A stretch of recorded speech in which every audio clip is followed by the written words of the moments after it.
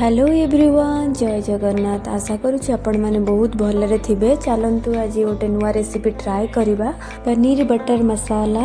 चलतु डेरी न करी वीडियोटी स्टार्ट करवा।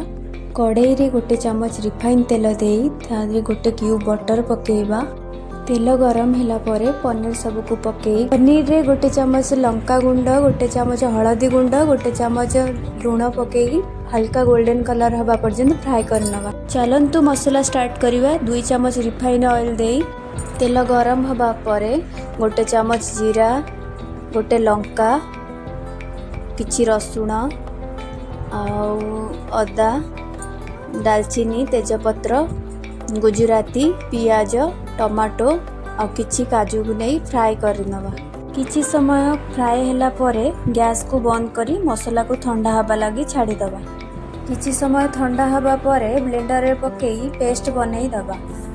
कड़ाई रे गोटे चमच ऑयल आउ बटर क्यूब पकेइबा। तेल गरम हवा परे ब्लेंड होइतवा मसला को पकेइबा।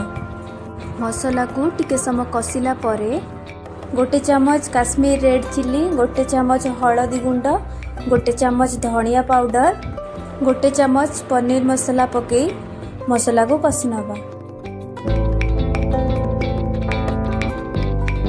स्वाद अनुसार लूण ऐड कर। मसला कसी हो सारा परे पनीर पकेइबा। 2 मिनिट परे गरम मसला धनिया पत्र पकई दबा। Finally paneer butter masala ready. रुटी और भात सह सर्व करंतु। Thank you for watching. वीडियोटी भल लगी लाइक एंड सब्सक्राइब करंतु। बेल आइकन को प्रेस करंतु।